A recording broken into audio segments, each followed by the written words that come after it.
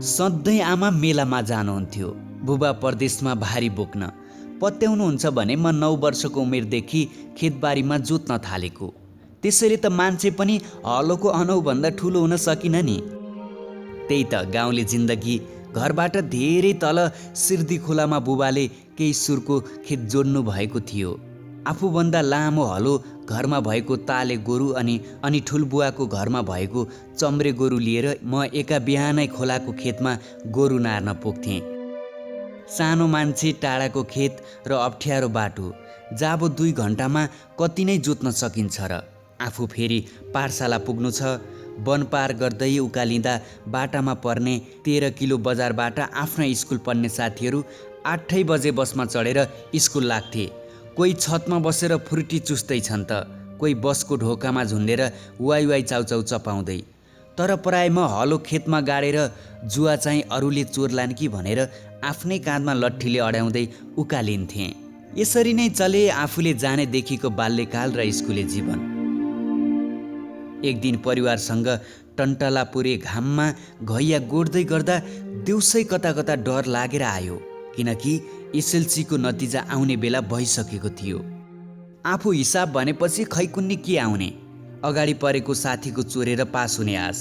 राम राम, तो एसएलसीमा फेल भएको भए आजसम्म म हिसाबकै परीक्षा दिइरहेको हुन्थेँ।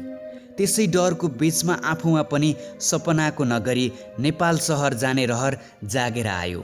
15 वर्षको उमेरमा बुवासँग त्यति बेला 500 रुपैयाँ लिएर काठमाडौँ आएपछि हामीहरूले गाउँबाट आएपछि गरिने दुःख त पहिले नै लेखिराखेको हुन्छ नै।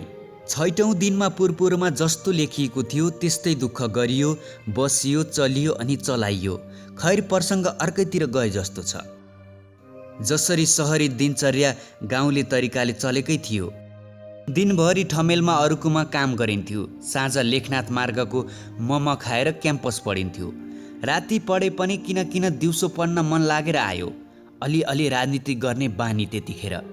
बढी नै बोल्नुपर्ने, साथीहरू अनेक तहरका हुन्थे। काम र अलिअलि आम्दामी पनि नचढिएको नौलो मायाको आम्दामीले कता कता काउकुती झैँ लाग्न थाल्यो। दसैँमा घर गएर फर्केपछि सँगै बस्ने मेरो साथी केही महिना नफर्किने कारणले म कोठा सर्ने निदोमा पुगेँ। कति हुन्थ्यो र सामान? एउटा कम्मल, एउटा ओछ्यान, कुकर र 2-4वटा किताब अनि एउटा रातो प्लास्टिकको बाल्टी। आधा घन्टामा कोठा सरियो। सरेको ठाउँमा सामान सार्दै गर्दा मोलढोका खुल्लै थियो। भोक लागेकोले कालो चिया र 1 पाउन्ड पाउरोटी भुकुर्ने जोमा पसलबाट फर्केको त ढोका बन्द। अब परेन फर्साद, कसलाई बोलाउने, को बस्छ यहाँ आफूलाई थाहा छैन। त्यति बेला कसैको मोबाइल थिएन, के गर्ने? यसो हेरेको त घन्टी बजाउने ठाम रहेछ, बजाउनै पर्यो। टिर्लिङ्ग पारेको त 2 सेकेन्डमा एउटा पार्वतीको उपस्थिति भयो। त्यहाँ जालन्धरले पार्वती देख्दा मूर्छा परेसरी भएँ म त्यस बखत। अब ठमेलको मम होइन, कोठामा भात पकाएर खाने बहाना रूपी जाँगर चलेर आयो। त्यति बेला हिट्स एफएमको मेरो कथा मेरो गीत खुबै प्रख्यात थियो। संयोग मेरो खाने छुट्टी पनि त्यति नै बेला हुने। मेरो कथा नआउने दिनमा माया र प्रीतिका गीत बजाउन थाल्ने भएछु। बजाए पनि कोठाको कुनापट्टि त्यो फलाटमा बस्नेहरूले प्रयोग गर्ने पाइखाना रहेछ। जब मैले बजाएका गीत अनि अरूले एफएममा भनेका गीत बद्दथे, त्यो पाइखाना र कोठा जोडिएको झ्यालमा ती पार्वतीको आगमन हुन थाल्यो। उनी कहिले लुगा धोएकी हुन्थिन् उता त कहिले बिचरी पाइखाना जाँदी हुन्। म भने मैले बजाएको सङ्गीत सुन्न आएकी मोरी भनेर नाकका फन्द्रा फुलाएर बोल्ने बहाना बनाउँथेँ। कस्तो राम्रो गीत बजाएको दाई? कुनै किताब पढिरहेको मेरो दिमाग उनको प्रश्नोत्तरका खातिर आतुर भएँ। उत्तर कस्तो हुन्थ्यो त्यो त्यहाँ किन लेख्नु पर्थ्यो र? कुरकुरे बैंसको मायाको उत्तर कसलाई पो थाहा हुँदैन होला र। एल्बम रितले चल्न थालेका दिनहरू। उनी पनि म पढ्ने क्याम्पसमा पढ्ने रहेछिन्। उनको दाजुहरू मेरा सहपाठी समकक्षी रहेछन्।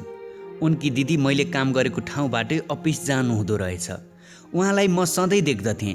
विश्वकप फुटबल हेर्न उनको कोठामा जम्मा भएका साथीहरू सबै नजिकका रहेछन्। मेरो आँखा उनको सिसाको दराजमा, उनको आँखासँगै त अरूका आँखाहरू टिभीतिर। परिचय, सम्बन्ध र बोलानिकले उनका सबै आफन्तहरू अब मेरा पनि हुन लागे। जिन्दगीमा नयाँ उमङ्ग र तरङ्गहरूले छाल र तप्काहरू छोडे झैँ हुन थाल्यो।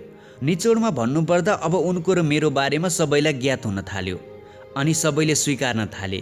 हाम्रो आत्मीय मायालाई क्याम्पसमा हामीले आयोजना गरेका वनभोज र अन्य क्रियाकलापमा एउटा पारिवारिक सदस्यले जसरी उनले मलाई सहयोग गर्न थालिन्। मेरो अति हितैषी मित्र एक दिन मेरो कोठामा आउनु भएको थियो मेरो निमन्त्रणामा। साग र भात पकाएर सँगै खाने रहरले। त्यस दिन जिन्दगीमा पहिलो पटक प्याला पियौँ हामीले। तर प्रेमको उमादमा भने पक्कै थिएन त्यो पिलाइ। मलाई सन्चो नभएको जस्तो लागेको थियो। कति बखत के भयो थाहा भएन। अर्धचेत अवस्थामा म त वीर अस्पतालको आकस्मिक कक्षमा पो लडिरहेछु। भोलिपल्ट अलि होसमा याद आयो। मैले लगाएको मोजा कसैले खोलिदिँदै शरीरलाई आराम महसुस गराउने कोसिस गर्दै थियो। यसभित्र धेरै कथाहरू छन् जुन यहाँ मैले खोलेर सम्भव नै छैन। मलाई बेथाले छोडेन। परिवारको जेठो सन्तान म। घर अनि आफन्तहरू सबै पिरोलिन थाले। म आफूलाई पनि लाग्यो म अब कदापि बाँच्दिनँ। वीर अस्पतालको कथित प्रख्यात सर्जन डीबी शाह भनाउँदोले केटी र प्रेमको कारणले चिन्ता जागेर त्यो हाल भएको बताउँछ। म त प्राय सधैँ बेहोस, कहिले कहिले खुल्थ्यो होस। आफन्ती र उनै पार्वतीको घना उपस्थित भएको पाउँथे बिउजँदा। उनले पनि सुनिछन् डाक्टरको त्यो भनाइ। यस्ता कुरा होस आउँदा आफूले साथी मार्फत थाहा पाएपछि बेहोस भए पनि म निको भएको बहानाले डिस्चार्ज हुने निदो गरेँ। म मेरो कारणले कसैले दुःख नपाउन् भन्ने मानसिकताले साह्रै ग्रसित भएँ। मेरा आफन्तहरूले अब उनी र मेरो विवाह गर्ने निर्णयसहित भोलिपल्ट उनको परिवारलाई भेट्न जाने निदो गरेछन्। कोठामा मलाई ल्याएको अलिअलि याद आयो अस्पतालबाट। तर बेथाले मलाई छोडेन। भोलिपल्ट कोही बिहेको कुरा गर्छन् त कोही डाक्टर उपेन्द्रसँग न्युरो सम्बन्धी जताउन लाने कुरा भएछ। म फेरि बेहोस। छटपटिँदै वीर अस्पतालमा उपेन्द्र देवकोटा कुरेको याद छ। मेरो बेथाले अरू बिरामीले मलाई निर्धारित पालोभन्दा अगावै जान अनुमति दिए। ठुलो मानवता देखाएछन्। भित्र कोठामा गएपछि उनले भनेरे कि 4 मिनेट ढिलो भएको भए मेरो मृत्यु निश्चित। कारण मलाई म्यानेजाइटिस भएको रहेछ। न्युरो वार्डमा लगेर एक हातको सुई दिएपछि बल्ल मैले पुनर्जन्म पाएको महसुस गर्न थालेँ। अस्पताल बसेको झन्डै 1 महिना भइसकेको थियो। बाहिरको संसारमा के भइरहेको थियो म जानकार कदापि थिइनँ। हल्ला अनि अनेक हल्ला मात्र। भए नभएका कुराहरू मात्र। कल्पना अनि ममता मात्र। मलाई पुरै निको भयो। एक हाते सुई लगाएपछि मैले उनलाई केही दिन त देखेको थिएँ। अस्पतालबाट बाहिरिएपछि मलाई कसैले फोन गरेन। उनीले पनि वास्ता गरिनन्। सायद मेरो दोष थियो होला। एउटा बिरामीको, रोगीको अनि व्यवस्थाको दोष। म फेरि कर्मथलो ठमेल फर्कन थालेँ। मैले गरेका उनका फोनका घन्टीमा विद्रोहका अरू कसैका तिरस्कारहरू सुनिन थाले। म युरोप गएँ। बिहे भयो। मेरी श्रीमती बिरामी भइन्। मेरो छोरो जन्मियो। यति पश्चात मैले उनको बिहेको कुरा सुने। म बस्ने नजिकैको मन्दिरमा उनको धुमधाम बिहे उन्माद सुनियो। उनी अन्मिरहँदा म र मेरी आमा काठमाडौँ आउँदै गर्दा मैले आमालाई भने, आमा त्यो कविताको बिहे रमिता हो। आमा दङ्ग पर्नुभयो। म पनि अहिलेसम्म दङ्ग छु। सुनेको छु उनका 2वटा छोरा जन्मिसकेका छन्। म चाहन्थे कमसेकम भगवान एउटा छोराको नाम मेरो जस्तो जुराइदेऊ। तर थाहा छैन के भइरहेको छ उनको दुनियाँमा। म त परदेशिएको पनि 5औं वर्ष पुरा भएछ। तर ममताको सहाराले उनीसँगै जिउने मेरो मनको रहर सायदै पुरा भयो। उनलाई सदा सुख होस्। मङ्गलमय दिनहरूले सदा सर्वदा प्रगति गराउन्। यो भन्दा म के नै तथास्तु पुकार्न सक्छु र। आजको कथा तपाईँलाई कस्तो लाग्यो? गोकुल ढकालले लेख्नु भएको यो कथा आज हामीले प्रस्तुत गरेका थियौँ। हाम्रो च्यानललाई सब्स्क्राइब गरी हामीसँग जोडिएर रहनुहोला।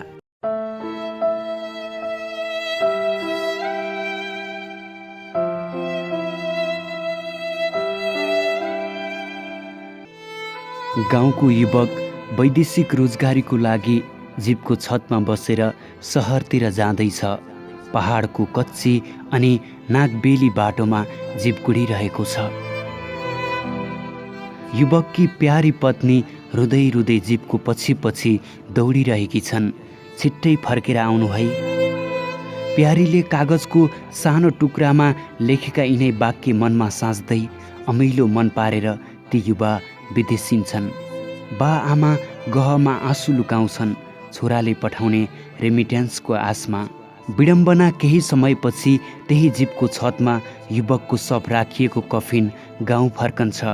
गाउँले र आफन्तजन स्तब्ध हुन्छन्। बा आमाले गहभरि लुकाएको आँसु बर्खे भेलझैँ उर्लन्छ। प्याराको मृत शरीर सुमसुम्याउँदै डाँकु छाडेर रोइरहेकी पत्नीलाई कसले सम्हाल्ने? अनि त्यही सन्नाटामा सारङ्गीको धुनसँगै गुन्जन थाल्छ मुटु छिया छिया पार्ने शोकधुन। जाँदाखेरि आकाशैमा, आउँदा बाकाशैमा, यो वेदना नेपालका हरेक गाउँघरको हो। त्रिभुवन अन्तर्राष्ट्रिय विमानस्थलमा हरेक दिन औसत 3वटा कफिन उतारिन्छ। ती कफिनभित्र विदेशी भूमिमा श्रम गर्न पुगेका नेपालीको निर्जीव शरीर मात्र होइन, रोगले थलिँदै गएका आमाबुवा, भर्खर तुतै बोली बोल्न थालेका लालाबाला, जवान पत्नीहरूको खुसी, आकाङ्क्षा, सपना सबै गुटमुटिएर आइपुग्छन्। वैदेशिक रोजगारीको यही शोकधुनले यति बेला ग्रामीण समाजमा सन्नाटा छाएको छ र यस्तै सन्नाटाबाट गुन्जिएर प्रकाश सपुत पनि। त्यही भएर त उनले रचे बोल माया। बोल माया गीत यति बेला युट्युबमा भाइरल भइरहेको छ। यो गीत हेरेर कसको मन रुँदैन होला भन्दै यसको भिडियो सामाजिक सञ्जालमा साझेदारी गर्नेको लर्को लागेको छ। वैदेशिक रोजगारीका संवेदनालाई जीवन्त र मार्मिक ढङ्गले प्रस्तुत गरिएकाले भिडियो हेर्नेको मन पग्लिहाल्छ। तर यतिले मात्र यो गीतले हलचल ल्याएको होइन। बोल माया गीत खासमा प्रकाशकै अनुभूति हो, भोगाई हो। प्रकाशले त्रिभुवन अन्तर्राष्ट्रिय विमानस्थलमा सब बुझेका छन्, गाउँ पठाइदिएका छन्। सबका आफन्तको रुदनले उनको छाती भिजेको छ। त्यो चिहाटले उनको छाती चिरिएको छ। छोराछोरीको मेरो बाबालाई के भो भन्ने अबोध प्रश्नले उनको छाती छिया छिया बनाइदिएको छ। बोल माया गीत यस्तै अनुभूतिहरूले पैदा गरेको झन्कार हो। उनी यही गीतको फेरो समातेर सुदूर अतीतमा फर्किए। सपुतको अनुभव उनकै शब्दमा। म बागलुङको यस्तो परिवारमा जन्मिएँ जसलाई खाना लाउन सधैँ अभाव हुन्थ्यो। जहान परिवारको पेट भर्ने र आङ ढाक्ने समस्याले बुवालाई लखेटिरह्यो। सम्भवतः यही कारण उहाँ कहिले घरमा बस्न पाउनु भएन। पत्नी छोराछोरीलाई छाडेर कहिले भारत त कहिले मलेसिया पुग्नुभयो। 18 वर्षदेखि विदेशमा श्रम बेच्न थालेको बुवाले 50 वर्षको हाराहारीमा पुगेपछि मात्र विश्राम लिनुभयो। आफ्नो सम्पूर्ण जीवन विदेशी भूमिमै घोप्टिएर बिताउनु भयो। मैले यो गीतको भिडियोमा लगाएको लुगा बुवाको हो, जुन उहाँले सम्झनाको लागि भनेर मलेसियाबाट ल्याउनु भएको रहेछ। त्यही लुगा लगाएर म कफिनभित्र सुतेको छु। गीतको भिडियोमा मलाई यस्तो अवस्थामा देखेपछि आमा वास्तवमै भक्काउनु भयो। मेरो घरमा भेला भएका सबै छिमेकी भावुक भए। हामीले त्यही दृश्यलाई फ्रेमभित्र राख्यौँ। गीतको सुटिङ जस्तो भएन, बरु वास्तविक घटना जस्तो भयो। परिवारमा हामी 4 दाजुभाइ। आमा एक्लैलाई भान्साको काम भ्याउनु निकै कठिन थियो भन्ने कुरा उहाँले छोरी जन्मिए हुन्थ्यो भनी बेला बेला गर्नुहुने आकाङ्क्षाबाट पनि बुझ्न सकिन्छ। पति साथमा नहुनु, खाना लाउन धौधौ हुनु, साना लालाबाला हुर्काउनु एउटी महिलाको लागि कति कष्टकर हुन्थ्यो होला। चाडपर्वमा हामीलाई बुवाको अभाव महसुस हुन्थ्यो, तर हामी के नै गर्न सक्थ्यौँ र? घर धन्दाको काममा मलाई जाँगर नचल्ने, अल्छी थिएँ। आमालाई सघाउन सक्दिनथेँ, बरु यताउता गरेर खर्च जुटाउँथेँ। त्यस बेला म एफएममा काम गर्न थालिसकेको थिएँ, धौलागिरी एफएममा। त्यहाँ मेरो एउटा कार्यक्रम थियो, जस्ट फर यु। यसमा आफै नाटक लेख्थेँ र प्रस्तुत गर्थेँ। मिक्सिङ गर्ने, रेकर्डिङ गर्ने सबै काम आफै गर्थेँ। त्यही बेला एकजना दलित र गैर दलितको जोडीले भिरबाट हाम फालेर आत्महत्या गरे। दलित केटी र श्रेष्ठ थरका केटाको प्रेमलाई उनीहरूका परिवारले अस्वीकार गरेपछि आत्महत्या गरेका रहेछन्। यही सन्दर्भलाई जोडेर आत्महत्या अघि उनीहरू कस्तो मनोदशामा गुज्रिएका होलान् भन्ने मनोवाद लेखेँ। त्यसलाई नाटकमा उतारेँ। त्यो हिट भयो। अहिले पनि कतिपयको मोबाइलमा त्यो नाटकको अडियो सुरक्षित होला। एक हिसाबले भन्ने हो भने बागलुङमा म चिनिँदै थिएँ, मेरो कार्यक्रम सुन्नेहरू बढ्दै थिए, तर ठ्याक्कै के बन्ने भन्ने कुरामा चाहिँ म अझै आफै स्पष्ट भइसकेको थिएन। रेडियोमा बोलेर नाटक बनाएर घर व्यवहार चलाउन पुग्दैन थियो, आफ्नै जीवन चलाउन धौधौ। सानो छँदा म हिरो बन्छु भन्थेँ, बन्न त हिरो नै बन्न मन लाग्थ्यो, तर हिरो बन्न कहाँ सजिलो छ र। भित्तामा हिरोको पोस्टर टाँसेर त्यस्तै बन्ने सपना बुन्दै हुर्किएको मैले भिडियोमा आफ्नै सपनाको प्रतिबिम्ब उतारेँ। हिरो बन्ने मेरो आकाङ्क्षा थियो, बाध्यता एवं परिस्थितिले हुत्याएर मलाई हिरो होइन, वैदेशिक रोजगारीको बाटोमा पुर्याइदियो। वैदेशिक रोजगारीकै आडमा परिवार चलेको थियो। पाखुरीमा बल छँदासम्म त बुवाले विदेशमा पसिना चुहाएर परिवारको पेट भर्नुभयो, तर विदेशमै वैंश ऊर्जा निख्रिएपछि उहाँ घर फर्किनुभयो। अब परिवार पाल्ने जिम्मा मेरो भागमा थियो। अनन्त मैले पनि त्यही बाटो समात्नु पर्ने भयो। जुन बुवाले समात्नु भएको थियो, मैले कतार जानु पर्ने भयो। त्यस बेलासम्म म दोहोरी गाउने भइसकेको थिएँ, स्थानीय क्षेत्रमा गाइरहेको पनि थिएँ। यद्यपि गाएर गुजारा चलाउन सके पो। मन नलागी काठमाडौँ आएँ। 25 दिन सेक्युरिटी गार्डको तालिम लिएँ। एकजना अरबीले अन्तर्वार्ता लियो। म सेक्युरिटी गार्डको लागि अयोग्य भएँ। यो मेरा लागि खुसीको कुरा थियो। काठमाडौँ आउनको लागि सरसापट गरेर 5000 बोकेको थिएँ। त्यसमध्ये 1500 रुपैयाँ आउन जानको लागि खर्च भयो। बाँकी 3500ले छानी पुस्तक किने, फुरुङ्ग भएर घर फर्केँ। विदेश गइएन, अब के गर्ने? कमाई खानको लागि काठमाडौँ आएँ। एउटा होटलको कोठामा डेरा जमाएँ। काम खोज्न थालेँ। काम खोज्न साथ पाउने कुरा भएन। अर्कोतिर होटलमा कति बस्ने, खर्च टार्नै गाह्रो। गाउँकै एक साथीको कोठा थियो, उसैसँग बस्छु भने, तर अर्कै साथी बस्न थालेछ। म बिचल्लीमा परेँ। त्यही होटलको बास अरू लम्बिने भयो। चिने जानेकै साथीको होटल थियो, त्यहीँ बसेँ। साथीले यसो सघाउनु पनि भनेका थिए। मैले खाना दिने, जुठो भाँडा बर्तन उठाउने काम गरेँ। उता काम पनि खोज्दै गरेँ। ठमेलको गाम्बेसी दोहोरीमा काम पाइयो। तलब त थोरै थियो, तर टिप्स पाइने। राम्रो चाहिँ के भइदियो भने त्यहाँ सुरुको महिनादेखि 5 महिनासम्म मेरो तलब बढेको बढै भयो। त्यो सङ्घर्षको समयमा शान्ति सुनार, तेजु छन्त्यालले गरेको सहयोग म भुल्न सक्दिनँ। फेरि विदेश। गाम्बेसी दोहोरीमा काम गर्दै थिएँ, जीवन चल्दै थियो। त्यसैको शाखा खुल्ने भयो दुबईमा। अब मैले दुबई जानुपर्ने भयो, श्रम भिसामा होइन, कलाकारको रूपमा। छोटो अवधिको लागि पाइने त्यही भिजामा म दुबई गएँ। दुबईको एकनेतीमा 3 महिना गाइयो पनि। त्यसपछि म घर फर्किएँ। बिहे गरियो, फेरि दुबई गइयो, अरू 2 वर्षको श्रम भिसामा। बिहे गर्न साथ विदेश जानु पर्दा मन साँच्चै अमिलो भयो। एक किसिमले मलाई होमसिक भयो। 2 महिना पनि टिक्न सकिनँ, नेपाल फर्किएँ। फेरि उस्तै सङ्घर्ष। यति बेलासम्म केही गीत रेकर्ड गराइसकेको थिएँ। एउटा गीत राम्रै चलेको थियो। दोहोरी साँझहरूमा मेरो गीत गाइन्थ्यो। पृथ्वी थकाली दाइलाई भेटेपछि मेरो सबै बोझ बिसाए झैँ भयो। उहाँले मलाई आफ्नै परिवारको सदस्य झैँ सहयोग गर्नुभयो। उहाँको पृथ्वी इन्टरटेनमेन्टमा जोडिएँ। अब मलाई सानोतिनो खर्चको अभाव भएन। दसैँमा घर आउने बेला खर्च चाहिन्छ भनेर सोध्नुहुन्थ्यो र भर्खर बैङ्कबाट निकालिएका नयाँ नोटको बिटा दिनुहुन्थ्यो। पछिल्लो समय मलाई गीत रेकर्ड गर्ने, भिडियो बनाउन पनि खर्चको समस्या भएन।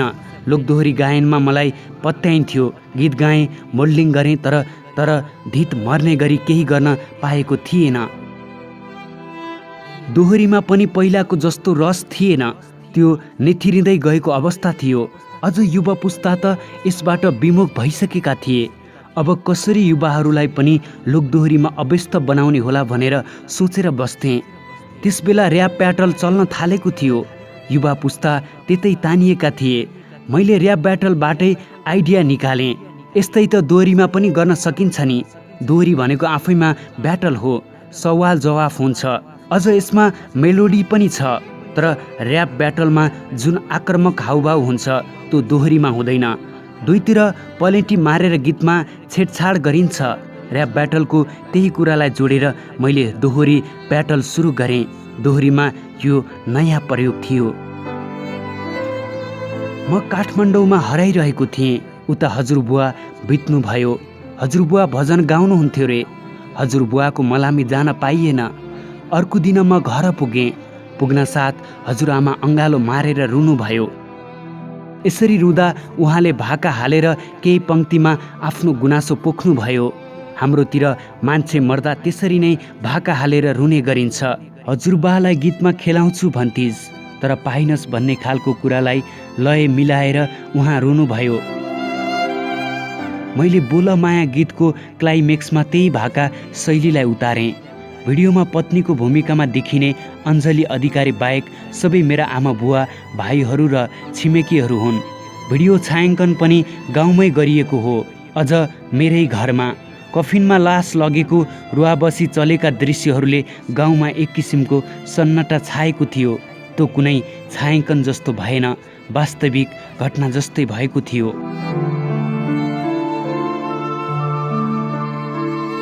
आजको भिडियो तपाईँलाई कस्तो लाग्यो? जस्तो लाग्यो त्यस्तै प्रतिक्रिया दिनुहोला। पछिल्लो समय युट्युब लगायत सामाजिक सञ्जालमा अत्यन्तै भाइरल भएको गीत बोल माया र बोल माया गीतका सर्जक प्रकाश सपुतको बारेमा भिडियो तयार पारेका थियौँ। पक्कै पनि तपाईँको मन छोयो होला।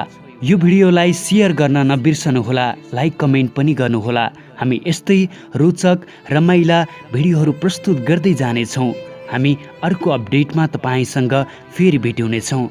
आजको यो जानकारी हामीले अनलाइन खबरबाट साभार गरेका हौँ।